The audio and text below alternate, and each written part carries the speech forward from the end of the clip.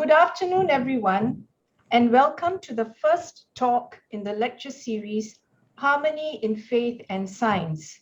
I am Charlotte Jung, a board member of the Asian Patrons of the Arts in the Vatican Museums, or APAVM, and I shall be the moderator for this afternoon's talk. There are 6 talks in this lecture series, conducted every Saturday from today, and all talks start at 4 p.m. Singapore time.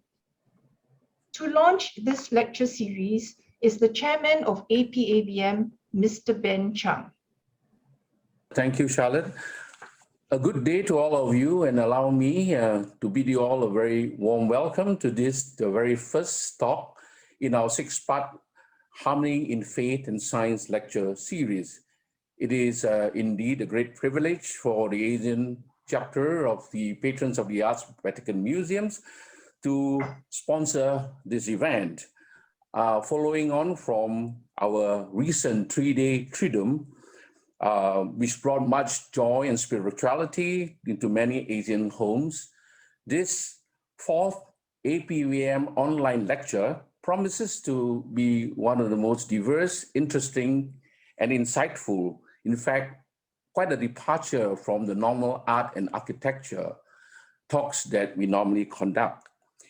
This series features 6 eminent speakers talking on various topics in faith and science.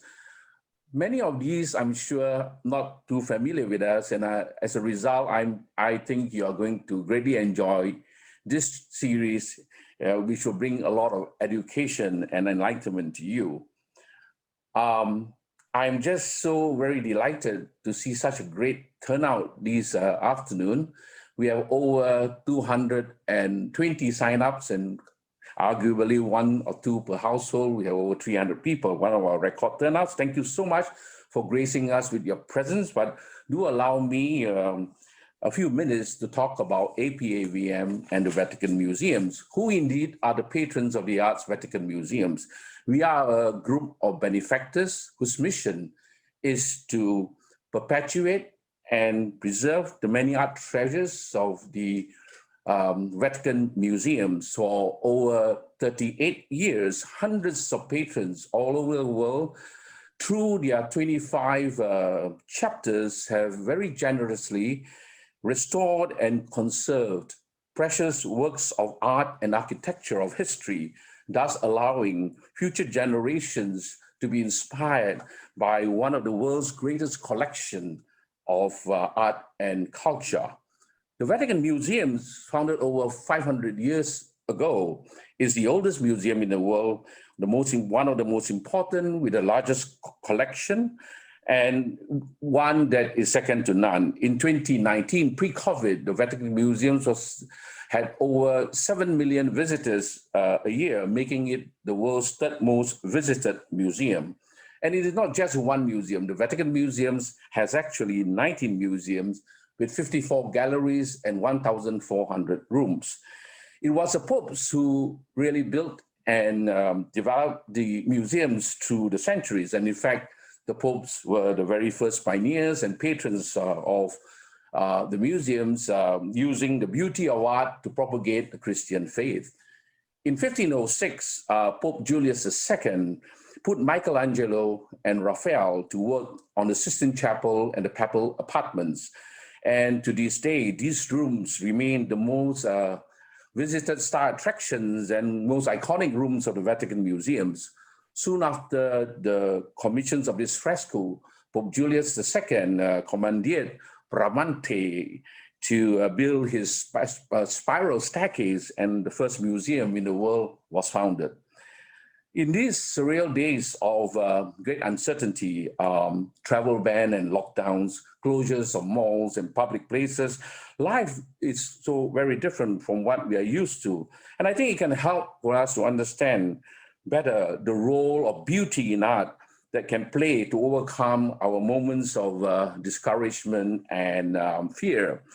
And as Pope Emeritus Benedict XVI remarked to patrons in 2006 during the 500th anniversary of the Vatican Museums, he said, "The artistic treasures of which surround us in this museum are not art simply that are impressive monuments of a distant past, but rather for the hundreds of thousands of those who visit the Vatican Museums to contemplate them year after year. Art is indeed the perennial witness to spirituality and our faith in God. So what says it all for me, as a reminder and inspiration to what we do, are the words of St. Augustine, who said, "Beauty is ever ancient, ever new."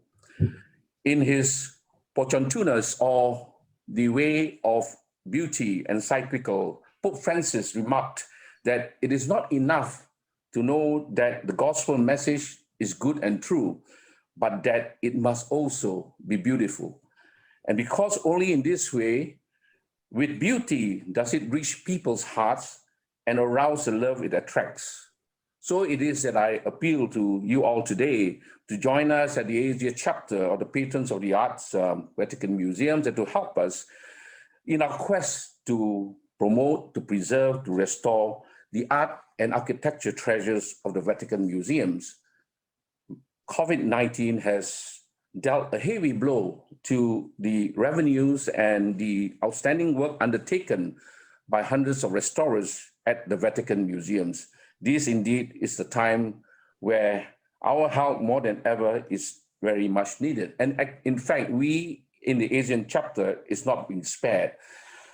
Our own chapter patrons membership has actually dropped 30% in the last 18 months.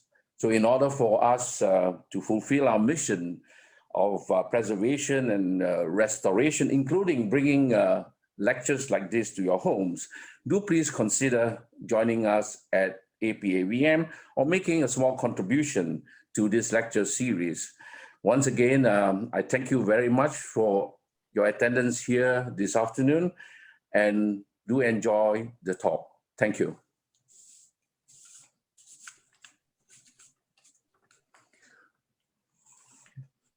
Thank you, Ben. The title of today's talk is Faith, Science, and the Unity of Truth. Ever since Galileo faced off with Pope Urban VIII in the 17th century, faith and science have clashed. Many today assume that a choice must be made between faith and science, since the two seem incompatible at times. To debunk this assumption and show that faith and science are two complementary ways of knowing truth is Dr. Thomas Williams. Dr. Thomas Williams has a PhD in theology as well as degrees in philosophy and economics.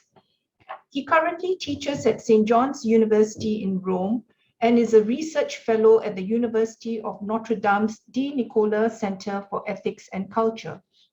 His previous teaching appointments include 12 years at the Regina Apostolorum Pontifical Athenaeum, where for 7 years he was also Dean of the Theology School. He also taught at Duquesne University and the University of St. Thomas. Dr. Williams is an author and has written widely on theology, philosophy, bioethics, Catholic social thought, and spirituality. His more than 5,000 published articles have appeared in journals such as First Things, the Stanford Encyclopedia of Philosophy, Alpha Omega, the Wall Street Journal, Angelus, Crux, Inside the Vatican, the Human Life Review, Ecclesia, Logos, Sapientia, and Catholic Dossier. His 16 published books include Who is My Neighbor?, Personalism and the Foundations of Human Rights, and The World as It Could Be, Catholic Social Thought for a New Generation. Dr. Williams has worked as a Vatican analyst for several television networks, including NBC, CBS, and Sky News. He has covered 2 papal conclaves and provided commentary on matters of religion and ethics. He was appointed by the Holy See as spokesman for the Synod of Bishops in 1997 and again in 2001. In 2010, Dr. Williams became a founding member of the Society of Thomistic Personalism. Knowing the deep intellect of Dr. Williams, you may be getting anxious that this afternoon's talk will be dry and philosophical. I shall allay your fears by letting you into two interesting facts. In 2016, Dr. Williams acquired certification as a wine sommelier, and in 2020, he made his professional acting debut with a role in the Netflix film The Two Popes, where he acted as an American journalist. I myself have heard him speak in Rome and personally attest that he will engage and open your mind. Ladies and gentlemen, it gives me great pleasure to welcome Dr. Thomas Williams. Please note that if you have any questions for Dr. Williams, write it in the chat box for the Q&A session after the talk.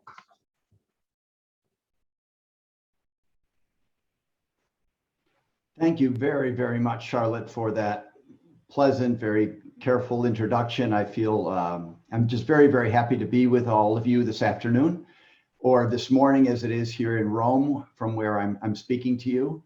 I'm very hopeful that the topic today, what you will find engaging and pleasant and informative. I'm going to try to give some information that you might not have had before, some reflections that hopefully you'll be able to engage with in a fruitful way. I'm going to share my screen with you so that you're able to watch the PowerPoint presentation that I have prepared.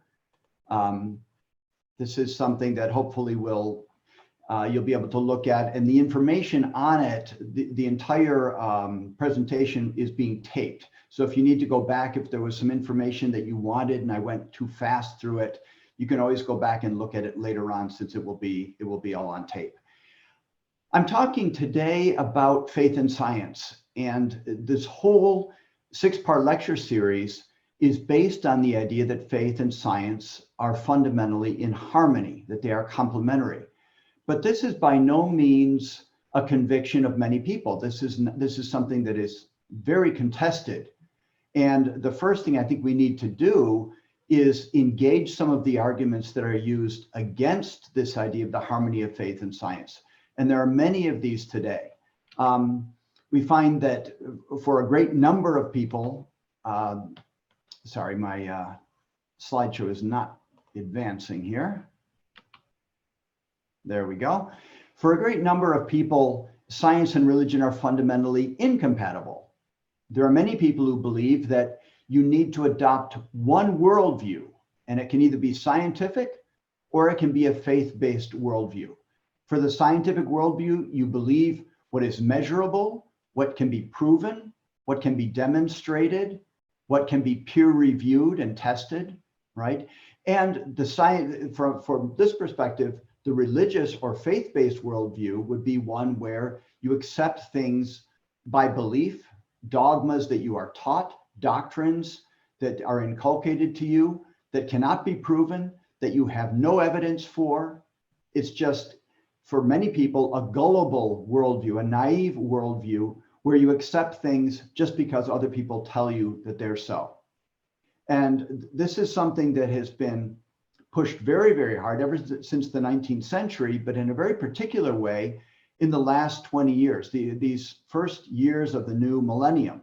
And I'm going to very quickly go through a few of the arguments that are used and a few of the titles of books that you'll see on the bookshelves, New York Times bestsellers that make these points. Some of the arguments used against faith and against this idea of the compatibility of faith and science, some assert that science has fundamentally and definitively disproven God's existence, that we now know absolutely through science that God does not exist. Others will argue that the Bible is fundamentally wrong, that it misrepresents the origins of the universe, the origins of human beings, and therefore it is untrustworthy. It talks about, the Bible, for example, talks about creation happening in 6 days, and it happening only some 5,000 years ago. And yet we know from science that these things are not true, so the Bible cannot be trusted. Others will argue that the church hates science, that the church has always done everything in its power to stamp down science, to put science away, because the church does not want any competition for its belief system. It does not want truth coming from someone other than itself. Others will argue that all scientists, at least all good scientists, are atheists, that scientists have adopted a worldview that excludes the idea of belief and faith because they believe only in the evidence that is before their eyes. And finally, they will also argue that religious faith is irrational because it's based on belief rather than on evidence. It's something that goes against reason because it simply accepts things that are given to it without questioning them. There are many examples of these, but I'm going to quickly go through 6 authors that have written in the last 20 years about these themes. These are, we could call them the new atheists, and they've been incredibly popular. These are celebrity writers, some of whom are scientists, some of whom are physicists and evolutionary biologists, and they speak about the impossibility of God and the delusion of religion. And this new atheism has become very, very popular. As I mentioned, all 6 of the books that I'm going to mention to you have become New York Times bestsellers. One of them was by a man named Daniel Dennett, called Breaking the Spell, Religion as a Natural Phenomenon. This book was released in the year 2006. And in it, Dennett wrote, "I'm confident that those who believe in belief are wrong. That is, we need no more need to preserve the myth of God in order to preserve a just and stable society than we needed to cling to the gold standard to keep our currency sound. It was," he said, "a useful crutch, but now we have outgrown it." So this belief system in God was helpful for a while before we knew better, before we knew where actually things came from, what moved the universe, before we understood gravity and evolution. Another author, a man named Sam Harris, has written 2 books along the same line. One is called The End of Faith, Religion, Terror, and the Future of Reason, which he wrote in 2004, and a follow-up book, Letter to a Christian Nation, which he wrote in 2006.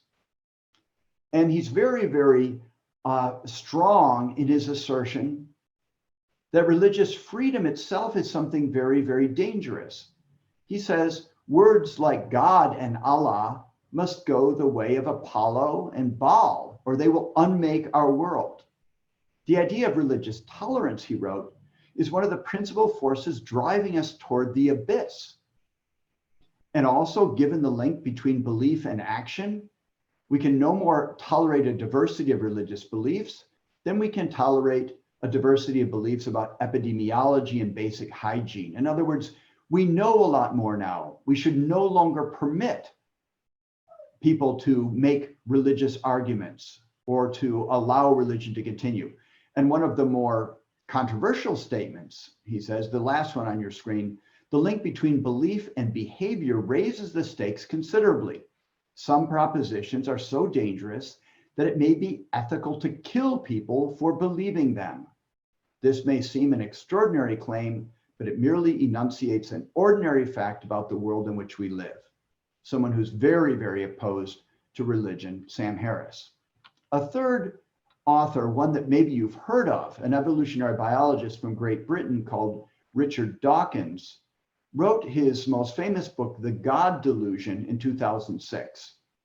And in it, he basically says that anybody who is serious about science cannot accept religious belief. And he goes so far in this book to say that parents who raise their children to be Christians are guilty of child abuse. One quote, this one on your screen, from Dawkins's book, "Mystics exult in mystery, and they want it to stay mysterious. One of the truly bad effects of religion is that it teaches us that it's a virtue to be satisfied with not understanding." A fourth author that we can, one of these God slayers that we can talk about, is a man named Victor Stenger. Victor Stenger wrote in 2007 a book called God, the Failed Hypothesis, how science shows that God does not exist. In other words, Here, Stenger is saying not only that science cannot prove God's existence, but that science can actually disprove God's existence, making God and religious belief a failed hypothesis, one that was put forward, but that has been shown to be false. A fifth author of this band of God slayers is a man named Christopher Hitchens. May he rest in peace. He died a couple of years ago, but not before writing in 2007 his book, God is Not Great: How Religion Poisons Everything. He was very angry about religion. It's interesting, some of these atheists in their writings are very passionate in their resistance to God and the idea of religious belief. And in this book, God is Not Great, Hitchens wrote, religion is violent, irrational, intolerant, allied to racism and tribalism and bigotry. It comes from the bawling and fearful infancy of our species, and it's a babyish attempt to meet our inescapable demand for knowledge. It's interesting to me, anyway, that people who don't believe in something spend so much time refuting it, and refuting it with so much passion as some of these celebrated atheists do. The final one, which is much more recent, this is from 2015, a man named Jerry Coyne, and his book, which is currently a New York Times bestseller, is Faith versus Fact: Why Science and Religion Are Incompatible. In other words, not only are they not complementary, they cannot coexist. They are mutually antagonistic. And in this book, he wrote, science and religion are competitors in the business of finding out what is true about our universe. In this goal, religion has failed miserably, for its tools for discerning truth are useless.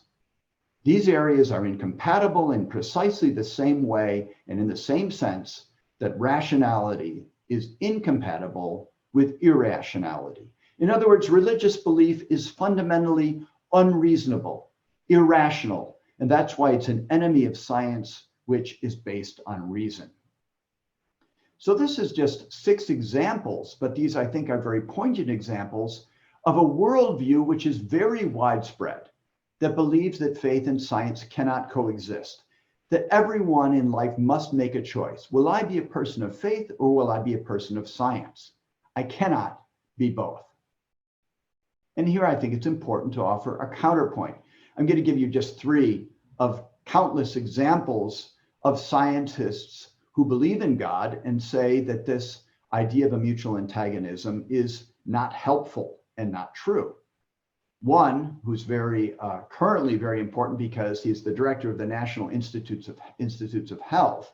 He's also the leader of the Human Genome Project, Francis Collins, has written many things about faith and science, but one particularly nice line, I think, is one of the greatest tragedies of our time is the impression that has been created that science and religion have to be at war. Another, an astronomer, Robert Jastrow, who actually also died a couple of years ago, wrote, the astronomical and biblical accounts of Genesis are the same. Here he's talking about how astronomers have imagined the beginning of the world, especially through the Big Bang Theory, and the way in more poetic language, the book of Genesis speaks about the creation of the world. He says they're fundamentally the same. The chain of events leading to man commenced suddenly and sharply at a definite moment in time in a flash of light and energy. Dr. Jastrow was a firm believer that faith and science can not only coexist, they actually benefit one another and help. Science can help people to grow in faith, and faith can help people to understand things more deeply through science. Albert Einstein himself said, everyone seriously engaged in science becomes convinced that the laws of nature manifest a spirit which is vastly superior to man, and before which, with our modest strength, we must humbly bow. Just an example again, this is just a counterpoint, but now let's look a little bit more at the historical record. How is it that this, what I would call the myth of the incompatibility of science and faith. How did it come about? And a lot of it revolves around one man, Galileo Galilei, a 17th century scientist, very famous for his proposal that the Earth revolves around the sun, as do the other planets, and not vice versa. The rejection of the heliocentric view of the world that had been proposed by Aristotle and by Ptolemy. And he became, and is for many, a symbol of the martyr of science before the big bad wolf of religion, and in particular the Catholic Church. How Galileo was mistreated, how he was tried for heresy, how he was arrested and kept under house arrest despite the fact that he was a brilliant scientist. And this example of Galileo is put forth over and over again as an example of how the church hates science and has done everything in its power to squash science. But is this true? This idea of Galileo as this martyr of science. If you actually go back and read the trial of Galileo, if you study the history of how his relationship with Pope Urban VIII came about, you'll find a very different story. I think it's very important to remember when talking about Galileo that Galileo did not develop, he was not the first one to develop the theory that the Earth revolves around the sun. In fact, the one Nicolas Copernicus, in this particular piece of art, the astronomers you'll find here on the left, the one I've just circled, is Aristotle. And who is he debating with? He's debating with Copernicus. Copernicus, who came upon this theory that the Earth revolves around the sun. And secondarily, you can see the circle on your right, is Galileo kind of in the background. Now, very curiously, the church never persecuted Copernicus. The church allowed Copernicus to teach his theory of heliocentrism, this idea that the sun is the center of the universe. He never ran into any problem with the Roman Inquisition. Why is that? Because he taught his theory as a theory. He taught it as something that he could not yet prove, but that he had indications of it, and he taught it in this way. And the church at the time, the Vatican at the time, had no problem at all in accepting this.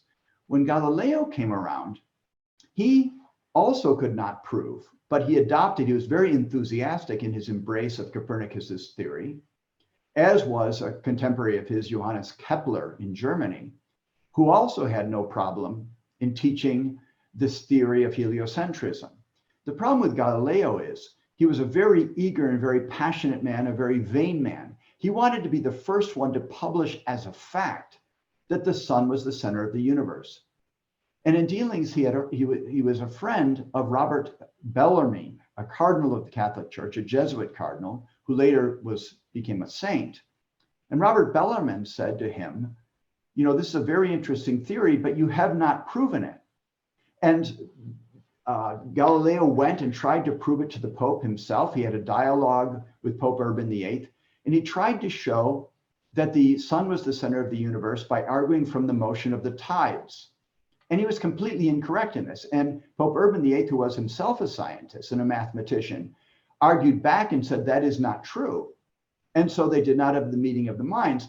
And what the Vatican basically told Galileo was, you can continue teaching. He was teaching at a Catholic university in Padua. You can keep teaching this theory, but you cannot teach it as fact since you haven't proved it.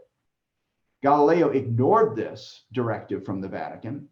He published a mocking version of his theory where he has a dialogue between three people, and one of the people, who was nicknamed Simplicius, which means a simpleton, actually uses the words of Pope Urban VIII. So he mocked the Pope. In other words, a lot of his problems came from his way of proposing his theory rather than the facts themselves. And Galileo's theory wasn't actually proven until 2 centuries after his death, when Foucault's pendulum showed definitively that it was the Earth that was moving and not the sun. Anyway, despite this fact, Galileo is always pointed to as an example of how the church has always hated science. I find it very interesting when I'm talking to friends who say, well, you know how much the church hates science. And I say, what do you mean? They say, well, remember Galileo. And I say, well, Galileo and who else? And they can never come up with even one more example. It's kind of the only point, emblematic point, was this unique case of Galileo, who had a run-in with the Vatican because of the way he proposed his theory. But I'm going to give you something now, which is setting the record straight and showing how, in point of fact, there are many, many examples of how the Catholic Church promoted, patronized, and developed science. Before doing that, very quickly, I think it's important to recognize that fundamentalism does exist. There is a sort of religious belief that is contrary to science. And there's also a sort of scientific belief that is contrary to faith and religion. Fundamentalism is not the exclusive domain of religious believers. We have this sort of integralism. We have Bible bashers or Bible thumpers, if you will, who say, you know, every single word in the Bible is literally true, that the world was created by God in 7 days, that nothing in science that goes against the written word of God can be true, right? This sort of fundamentalism, I think, is very damaging to religious believers. It's a minority belief, but it does exist. But there's also a fundamentalism in science. Those who say that the only knowledge that man can possess is the knowledge that he gains through a telescope or a microscope or through scientific experimentation. This belief that we can't know anything unless it can be measured and proven. And there are many things we know that simply cannot be measured. Love cannot be measured. Beauty cannot be measured. Something Ben was talking about at the beginning, some of the most important things in life cannot be measured. They cannot be weighed. The meaning of life itself, the bigger questions about why we are here, what life means, does it have any purpose? These are questions that go beyond science. They are immeasurable. There's something that science can never show us. And so limiting human understanding to what can be demonstrated and what can be measured and proven is to fundamentally reduce the scope of human knowledge and to reduce also the questions, the bigger questions that all of us, I think, feel called to ask. So let's try to set the record straight. Let's go back and look a little bit at the historical record of the relationship between faith and science, and particularly the relationship between the Catholic Church and science. I think I'm going to give you 3 little examples now from contemporary professors. They're all historians. One, Professor Brad Gregory, has written, as all professed historians of science know, the alleged intrinsic incompatibility of science as such with religion per se is an ideological construct of the 19th century. It is false. What is the actual relationship? First of all, we have the question of patronage. We know how much the church patronized art and the arts. We know, as Ben was talking about, the Vatican Museums is a prime example of this, but the popes, cardinals, other Catholic lay people, other Christians were the #1 patrons of the arts over the centuries. It was something the great collections that were put together came originally through the Catholic Church. But what many people don't know is how the church also patronized science, that the church was extremely interested in the sciences, and particularly astronomy and medicine. Professor Lawrence Principe of Johns Hopkins University had this to say: "It is clear from the historical record that the Catholic Church has been probably the largest single and longest term patron of science in history. The many contributors to the scientific revolution were themselves Catholic, and that several Catholic institutions and perspectives were key influences upon the rise of modern science." This idea that the Catholic Church wants people to remain ignorant is completely false. And we can show also that it was the Catholic Church that founded the first universities. And also the church founded so many other secondary schools and primary schools because the church has always believed in education, the belief that it's important for people to be well-rounded and to develop their reason as well as their faith. Another scientist from Stanford University, John Heilbrunn, from University of California in Berkeley, wrote this: the Roman Catholic Church gave more financial aid and support to the study of astronomy for over 6 centuries, from the recovery of ancient learning during the late Middle Ages into the Enlightenment, than any other and probably all other institutions. So not only do we have this history of patronage and support, economic and also moral support for the sciences, we also have an astounding number of priests who were actually scientists themselves. This is a friend of mine. This is a priest who lives today, Father Nicanor Austriaco, a Dominican priest, a molecular biologist who worked very, very hard in the last couple of years on a team to develop vaccines against the coronavirus.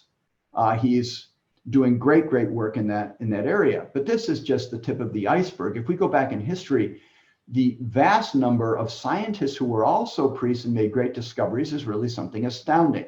So I'm going to give you a few examples of these. This again is just the tip of the iceberg. There were so many. The reason there were so many scientists that were priests is very simple and straightforward. First of all, that the church believed in science and it wanted to advance the cause of science, but also because priests in general throughout history were better educated than the general populace. And so they were more prepared to engage in scientific research. A second was they also had a lot of time on their hands. They would be in universities or in monasteries. They didn't have wives, they didn't have families, and so they had a lot more time to devote to the study of science. Let's look at a few of these. These I'm giving you actually in alphabetical order rather than chronological order. So you're going to see the dates of their lifespan, and you realize they're going to bounce around a little bit because I'm doing this alphabetically rather than chronologically. Albert the Great, Saint Albert the Great, who was an amazing man by every measure, teacher of St. Thomas Aquinas at the University of Paris, has come down to us as one of the most famous precursors of modern science in the High Middle Ages. He is considered by the Catholic Church the patron saint of natural sciences. He produced works in physics, in logic, metaphysics, biology, and psychology, and he was also a pioneer in biological field research. He was a Dominican, a German. He was a Dominican friar. He was also the Bishop of Regensburg, just a very, very important figure in the 13th century. Also in the 13th century, you've probably heard of Roger Bacon, who was a Franciscan friar who have made significant contributions to mathematics and optics. You can see him there on the left in the work of art there, using lenses, early lenses. He has been described as a forerunner of the modern scientific method. And he wrote considerably about how experiments should be conducted. Father Jean Buridan was a French priest who formulated early ideas of momentum and inertia. And he sowed the seeds of the Copernican revolution in Europe. He was a precursor, if you will, to Copernicus. Father Jean-Baptiste Canois, much later now, we're talking about the 19th century. This priest has been called the founder of the science of cytology, which is cell biology. He made great advances in the study of the makeup of the human cell in the body. Many of you probably don't realize that Nicolas Copernicus was not only a Catholic, he was a priest. It's believed he was a priest. He was at least a deacon. He was probably a priest because his name was put forward as a candidate to become a bishop. We don't actually have a record of his ordination, but it's assumed because of that he was a Catholic priest. And as we mentioned before, he was the first one to come up with this idea of heliocentrism, that the sun and not the earth is the center of the universe. And very interestingly, he was never disciplined by the Catholic Church or by the Vatican. He proposed his theory. In fact, his theory was warmly received in the Vatican as something very, very interesting. But he proposed it in a more scientific way. He showed what he could prove and what he couldn't prove. And he always taught this as a theory, something that was not definitively known, but made sense. and gave a good explanation of the way things were in our human experience. Another, an Italian doctor and priest, Father Gabriele Fallopio, who lived in the 16th century, was a canon. He was one of the most important anatomists and physicians of the 16th century.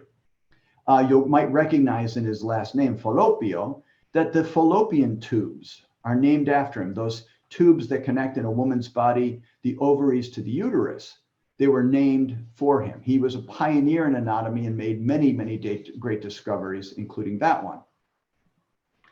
Another priest scientist was a Catholic monk by the name of Andrew Gordon, a Benedictine who was a priest and a physicist. He was an inventor who made the first electric motor in history, which kind of is a nice claim to fame for this Benedictine monk. Going back a little bit in time to the end of the 12th and beginning of the 13th century, Robert Grosseteste, again, another Catholic priest who was a bishop at Oxford and one of the most knowledgeable men of the Middle Ages. He's been described as the first man to ever write down a complete set of steps for performing a scientific experiment. Another from our modern day, a man who made his greatest contribution to science in the 20th century, is Father Georges Lemaitre. He was a Belgian priest and the father of the Big Bang theory. Very few people know today that this theory of the origins of the universe through the Big Bang, the theorist was actually a Catholic priest, Father Lemaitre. Another huge contribution was made to science through Father Gregor Mendel, who was an Augustinian monk. He was called the father of modern genetics. He's the one who made discoveries of recessive and dominant genes, how genes are passed from parents to children. He did a lot of work in biology with peas and showing how they could be crossbred. He did a lot of work with hybrids, and it was fascinating in his work. Again, this is something that the church highly encouraged. They didn't say, no, this is the way God made things, just don't question it. They encouraged this sort of experimentation and study. Father Marin Mersenne, the 16th century priest, was a minimist of the Minim order. He was a philosopher, a mathematician, and a music theorist. He's been gone down in history as the father of acoustics because he wrote volumes on the science of music and tones and chords. Another, Father Luca Pacioli, was a Franciscan friar who published several works on mathematics and also on economics. He's regarded today as the father of accounting because of the accounting system that he put together. He was the first one to do so. Father Giovanni Battista Riccioli was a Jesuit astronomer who authored a book called Almagestum Novum, which was an encyclopedia of astronomy, hugely influential in his time. He was the first person ever to measure the rate of acceleration of a freely falling body, which we now know 9.8 meters per second is that rate of acceleration, something discovered by Father Riccioli. He also created a selenograph, a map of the moon, which together with a priest, Father Grimaldi, it now adorns the entrance at the National Air and Space Museum in Washington, D.C.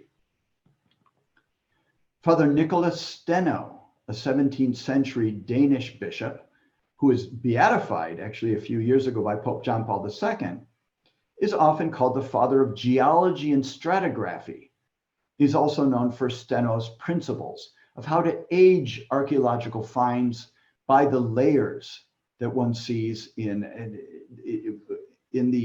you make a dig, you see the layers, the stratification that occurs on the side.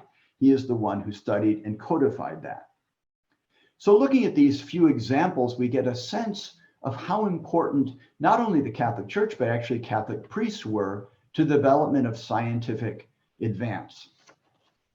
So what is it that the Catholic Church actually teaches about faith and science? I'm going to give you just one quote. It's a little bit long, but I think it's so perfect for what we're trying to understand. This is a quote from the Catechism of the Catholic Church. And it really sums up, I think, beautifully our Christian understanding of the relationship between faith and reason. It says, though faith is above reason, there can never be any real discrepancy between faith and reason. Because it's God who reveals mysteries and infuses faith, the same God has bestowed the light of reason on the human mind. God cannot deny himself, nor can truth ever contradict truth. Consequently, methodological research in all branches can lead to the truth, provided it's carried out in a truly scientific manner and does not override moral laws. It can never contradict faith because the things of the world and the things of faith derive from the same God. That's why I included in the title of my talk the unity of truth. The truth is one. There are not several truths. There's not a religious truth and a scientific truth. There is simply truth. And we know it and we approach it through different means and different ways, but the truth is one. The humble and persevering investigator of the secrets of nature is being led, as it were, by the hand of God, despite himself. For it is God, the conserver of all things, who made them what they are. The Catechism teaches. Pope John Paul II has a beautiful text, which is from his encyclical called Fides et Ratio in 1989, Faith and Reason. And the quotation here is, faith and reason are like two wings on which the human spirit rises to the contemplation of truth. And God has placed in the human heart a desire to know the truth, in a word, to know himself, so that by knowing and loving God, men and women may also come to the fullness of truth about themselves. This innate desire that human beings experience to know things. And here I'm going to also give you a quote from Aristotle, who, this is the very first line from Aristotle's Metaphysics, which I think complements this very perfectly. All men by nature desire to know, Aristotle wrote. An indication of this is the delight we take in our senses, for even apart from their usefulness, they are loved in themselves, and above all others, the sense of sight. For not only with a view to action, but even when we are not going to do anything, we prefer seeing to everything else. The reason is that this, most of all the senses, makes us know and brings to light many differences between things, seeing things. It's so often we say when we want to say, I understand, we say, I see, because sight is the closest to understanding, the closest to reason itself. And this desire to know exceeds what we can know about matter and the earth. It asks, as we mentioned earlier, those big questions about meaning, about ultimate truths, about where we come from, where we're going. And these are questions that are answered by revelation. These are questions that we're given an answer to. It's not something that is scientifically shown, but that is revealed by God, that we have a choice to accept and believe or reject. And many times I think we are led to embrace faith because it makes sense. It gives an explanation of things where we say, yes, that jives with what my experience is. That explains so many things about my life that really rings true. And I'm going to close with this final quote from Pope John Paul II from the same encyclical Fides et Ratio. I think this is very beautiful because it kind of contradicts the idea that we either believe or we know. We either have evidence or we have faith. Because as John Paul points out, many things that we say that we know, we actually believe and we get from other people. There are, he wrote, in the life of a human being, many more truths that are simply believed than truths that are acquired by way of personal verification. Who, for instance, could assess critically the countless scientific findings upon which modern life is based? Who could personally examine the flow of information that comes day after day from all parts of the world and that's generally accepted as true? Who in the end could forge anew the paths of experience and thought that have yielded the treasures of human wisdom and religion? This means that the human being, the one who seeks the truth, is also the one who lives by belief. So thank you very much for your attention during this first lecture. This is a topic that I find very, very important and very, very stimulating. The way that belief and faith on the one hand and science and reason on the other hand work together, I find truly fascinating. And there's a lot more we could say about this. Maybe you'll have some contributions yourselves or some questions to ask, but that for today is the end of my lecture. Thank you. Thank you, Dr. Williams, for showing us that there can never be any real discrepancy between faith and reason. If you have any questions, please type them in the Q&A tab. I have a question. The first question we have here, I will read it out. Do you ever foresee a time that both science and religion are in accord as to the existence of God? Often it is the scientific community that simply turns around who state that if you want us to believe in God, then please just prove it. We seem to be in a cyclical discussion on faith versus science with no easy resolution. I think that's a great question. I don't think, personally, I don't think we'll ever come to that point for a very simple reason. I think that belief in God, I think that God intentionally leaves us with a choice. I don't think we're overwhelmed. God could obviously make himself visible to all. I believe that God, if he chose to, could overwhelm us and nobody could deny his existence, and he chooses not to do that. I think that there's something he finds beautiful and compelling in people freely choosing to come to him, freely choosing to believe in him.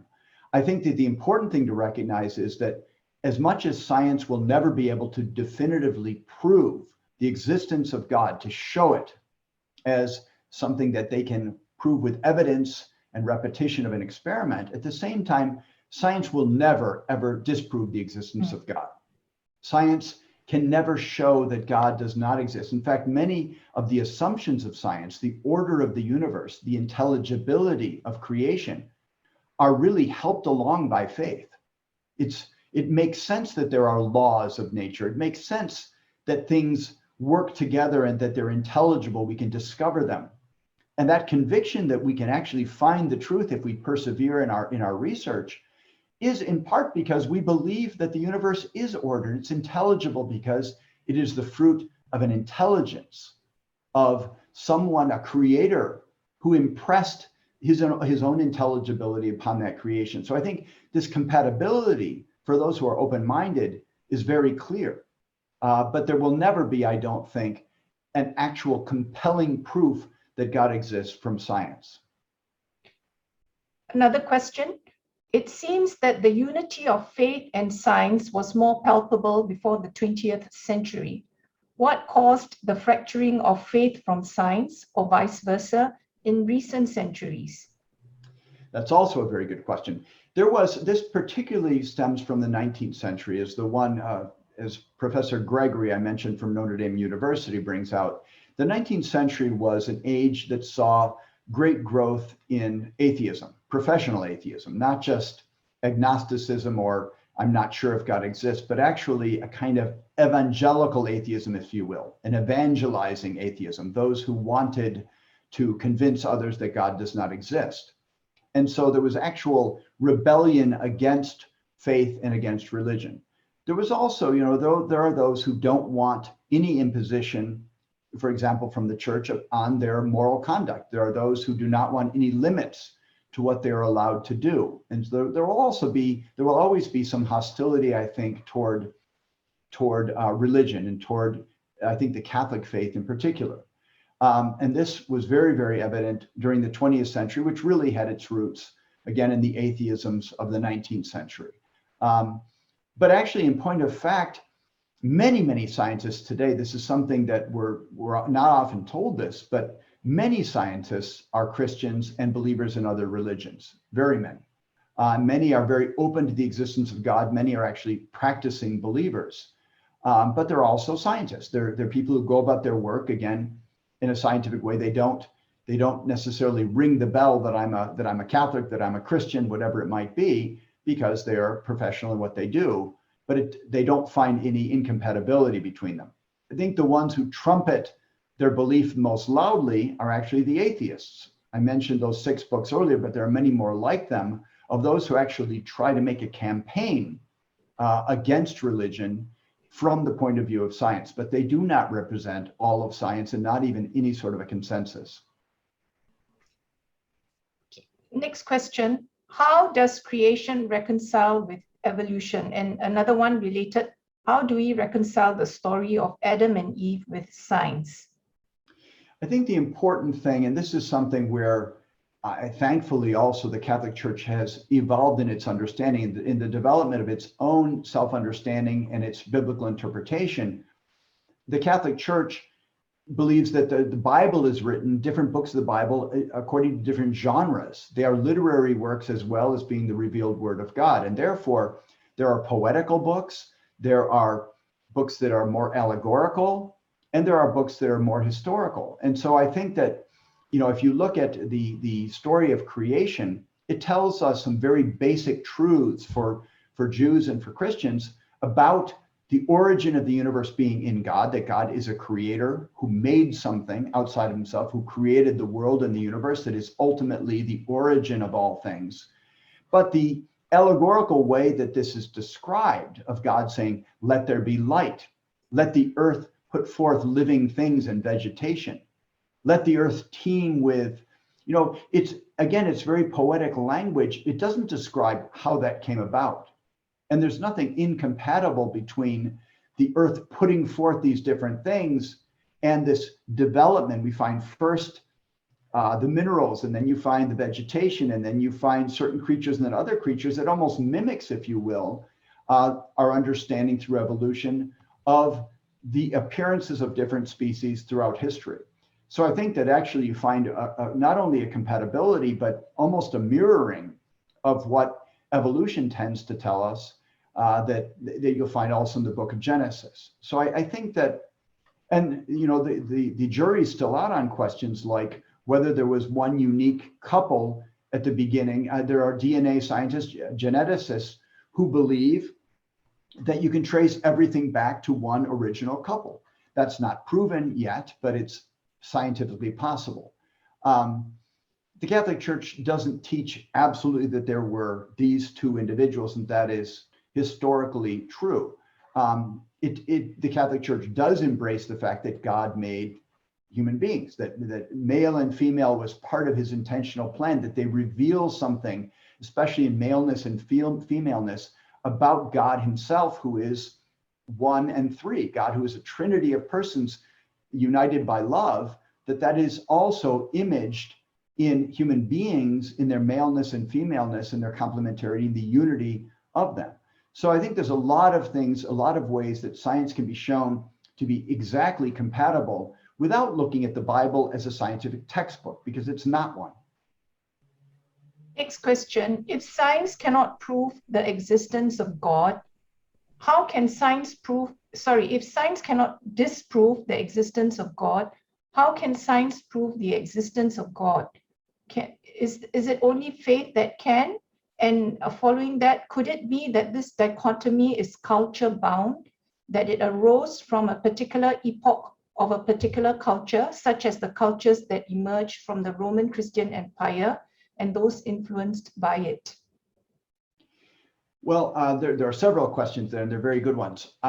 Taking the last point first, I think that historically, there are a number of historians of science who make the claim that this seedbed of the scientific revolution was Christian Europe, and who would argue that this was not coincidental, that there's something about the Christian worldview, again, going back to the idea of things being intelligible and the power of reason to discover and unearth the mysteries of creation through applied sciences, that it's not coincidental that happened where a Christian worldview was prevalent. And this is something that the argument can be made. I don't think, you can't definitively say that this is the case. There is certainly Historically, it did arise in this context. Whether or not that was, the cause of that was this Christian worldview, there are those who believe it was and those who believe it wasn't, but that's something that can be argued. I do think that, sorry, I'm trying to remember the first part of the question. Could you repeat, Charlotte? Yes. If science cannot disprove the existence of God, can science prove the how can science prove the existence of God? Because earlier on, I think you said science cannot disprove the existence of God. Yes. I think science, like every discipline, is bound by its very nature, and it's bound by its methodology. So every discipline, all the areas of study, all the areas of human knowledge, the way that we tend to break them up today, they're bound by their own methodology and their own nature. So science has a particular method, the scientific method of observation, of hypothesis, of experimentation, and of either proving or disproving a given hypothesis or theory. It works very well on things that can be repeated. It works very well on things that can be measured, on all sorts of phenomena. And from those different laws can be discovered of the way that nature operates. And this method works very well. But science, the problem with, I think, some of these atheist scientists who really want to make the case that God cannot exist is that they lack the modesty and the humility that's necessary to be a good scientist, to recognize that science has boundaries, that science is really good at what it does, but it can only reveal certain things. Science can only study and answer certain questions. We mentioned earlier, there are some questions that are real and important questions, such as the meaning of life, which science has no way of telling us, because that's not something that can be measured. Again, beauty, love, friendship, questions that are answered by philosophy, that are answered by poetry, that are answered by literature, that are answered by theology. These different domains exist because they each approach reality from a different perspective. Science is just one of those perspectives. And science can't disprove the existence of God for the simple reason that God is not something that can be measured in a laboratory. He's not a phenomenon. He's outside of and permeates this reality that we call the cosmos. Next question, which actually follows from what you just said. Why is it then that reason does not lead to faith in some people, and moreover, they vehemently oppose it? Even the young and intelligent, like Eldon O'Connor, who identifies himself as the cosmic skeptic, has a large following. How can we convince the young of the unity of faith, science, and truth? Well, I think part of what we can do is what we've tried to do today, to clarify the historical record. Because I think a lot of people are fed lies, these myths that there's always been this antagonism, there always will be this antagonism and hostility between faith and science, and that's historically not true. I think it's also important very calmly to explain people's doubts and answer their questions. And if this is true, then what about this? I think that sort of careful, it's like what St. Peter says in his second epistle in the New Testament. We have to be always ready to give reasons for our hope. We have to be able to explain to people why we believe. We have to explain to people why we find faith is not offensive to reason. It's something that we can be intelligent, we can be educated, we can read books, we can explore questions, and at the same time embrace a worldview that accepts the existence of God. The Catholic Church actually taught in the 19th century, in the First Vatican Council, that human reason is capable of coming to clarity about the existence of God. That reason, even without revelation, is capable of understanding that God must exist. And you probably remember too that in the Middle Ages, people like St. Thomas Aquinas put forth what they called the ways or proofs for the existence of God. And those were, in the case of Aquinas, 5 different paths you can follow to come to the idea that God must exist. And this is something that some people, I think maybe because of prejudice, don't or a lack of clarity in their mind, a lack of, sometimes they've been told things from when they were very young, and so they have a hard time overcoming that. Other times, I think we don't want to accept the existence of God. God, can really rock our world. I think accepting God and accepting God's laws and accepting God's will and accepting that there's a creator who's bigger than I am is a scary thing for a lot of people. And I think that rather than finding peace in that and finding confidence, some people feel threatened by the idea that God could exist. And I think there are reasons they could have for not wanting God to exist. But there are many, many. I think every person's case is different. Some people, there's a belligerent desire not to believe. For other people, they just haven't reached that point yet. There are people who would like to believe and are unable to make that step. And I've met people in my own life who say, would you pray for me? I'd really like to believe, but I'm unable to.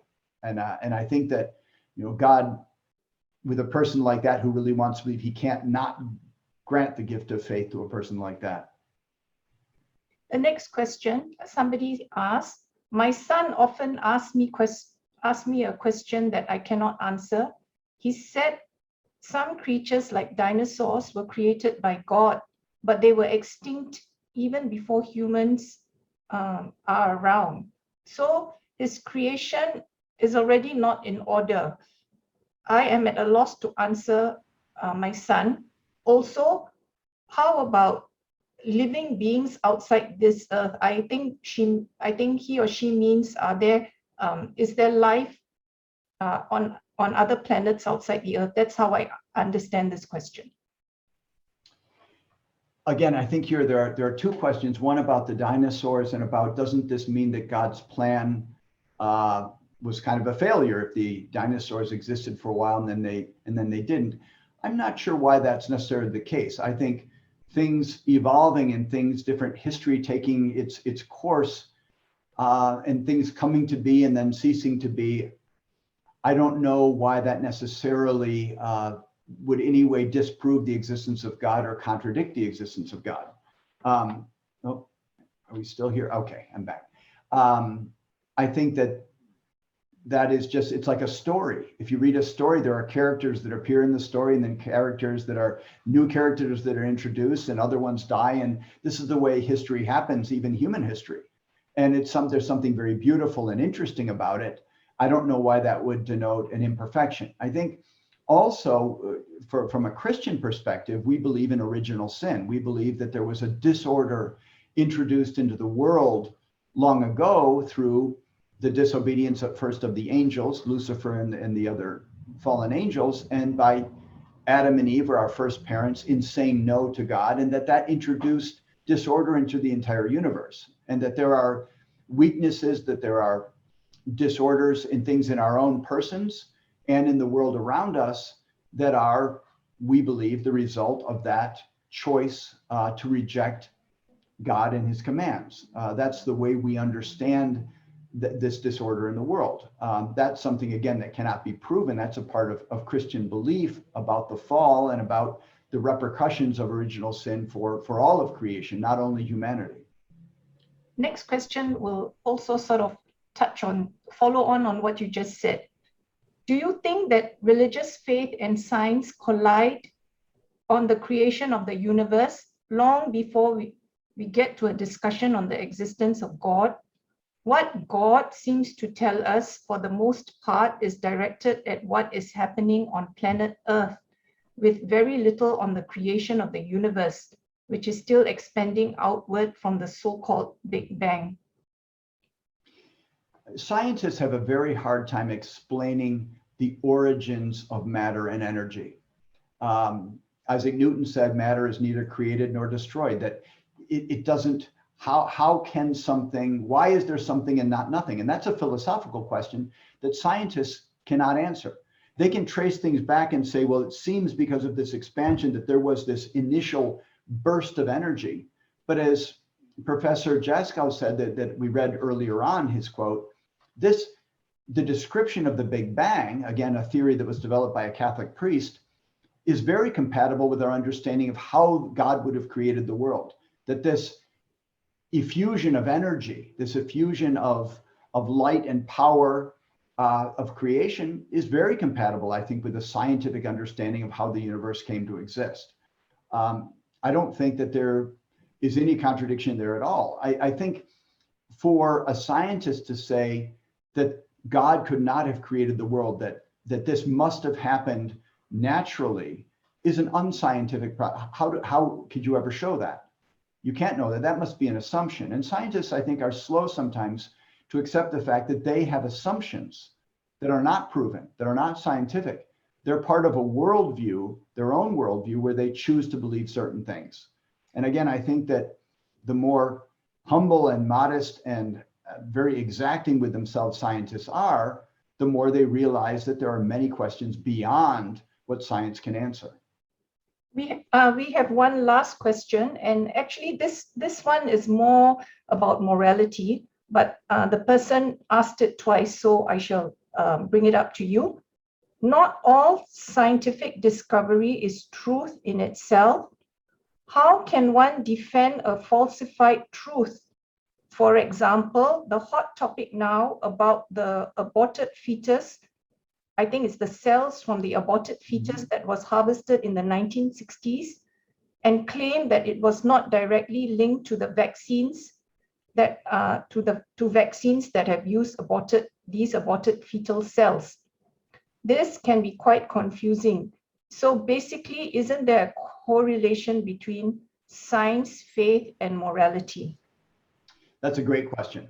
There definitely is a correlation. And there are scientists on both sides of the field here. There are scientists who say, we don't want to be limited in any way to our experimentation. We want to be able to clone human beings. We want to be able to do anything we want with stem cells. We want to create human fetuses and destroy them freely. We don't want anyone telling us you can't do that. We want to be free to put people to death. There are those who will push for that. And they say that anyone who says otherwise is intruding upon science, intruding upon the domain of science. There are other scientists who say, look, morality and ethics are something that don't come from science. They need to be imposed on science because science will not impose limits of right and wrong on itself. The fact that you can do something doesn't mean that you should do it, doesn't mean that you have a license to do it, that it's good for you to do it. And that's why a dialogue between science and ethics, science and morality is extremely important. Because as in all fields, everything from business to law to government, every area has to be governed by ethical principles. And those ethical principles don't come from within those disciplines. The political ethics does not come from politics. It doesn't come from political theory. Medical ethics doesn't come from medicine. It doesn't come from science. It comes from outside of science and is applied to science. So I think this interaction between the different disciplines, in this case, between morality and science, is hugely important because there are many things that scientists can do, that science is capable of doing, that it should not do. Look at the atom bomb. And there could be weapons that are far more destructive than that science is capable of producing. Does that mean they should? Does that mean that they should be used? And the answer, I think all of us would agree, is no. Okay, this will really be the last question, but I think it's an important question. Can you please recommend a layperson-friendly book or website where we can start to explore this topic of the unity of science and faith? Boy, there are a number of good ones, but I should have come prepared for that question with a little bibliography. What I will do is I am not thinking of anything off the top of my head. I know some, but I have to get their names and then remember who the authors are. I will send in to our core group in Hong Kong a couple names that they can maybe put on the website or make available to you. Is that all right? Yes, I think that's a very good idea, and we can follow up on that. Okay. So, so we have reached the end of our session. If there are still questions that you would like to ask, you can send it in, and Dr. Williams can answer by email. Is that okay? Absolutely. All right. So we come to the end of our talk now. We actually had 261 people who attended this afternoon session. And if you enjoyed it, our next talk will be next Saturday on Eucharistic Miracles. Please invite your friends.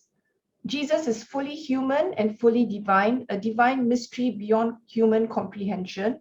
Catholics believe that Jesus is truly present in the Eucharist because of the words he spoke at the Last Supper. Take and eat, this is my body, and drink from it, all of you, for this is my blood of the covenant, which will be shed on my behalf for the forgiveness of sins. Father Michael Collins will be our speaker next week, and his talk will be on the manifestation of Christ in Eucharistic Miracles. So do join us again next Saturday at 4 p.m. Singapore time. If you enjoyed this talk, please consider joining APAVM. Please visit our website for more information. Thank you once again for joining us, and we look forward to your participation again next Saturday.